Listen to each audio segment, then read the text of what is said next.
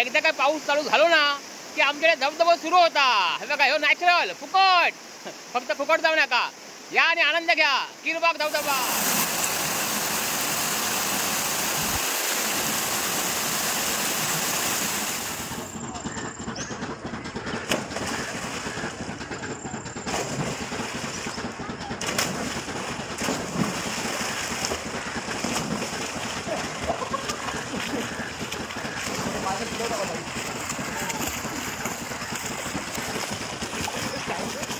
बघितलं, आता धबधबा आहे ना त्याच्या पुढे हे तलाव आहे आणि नॅचरल आहे, समजला ना.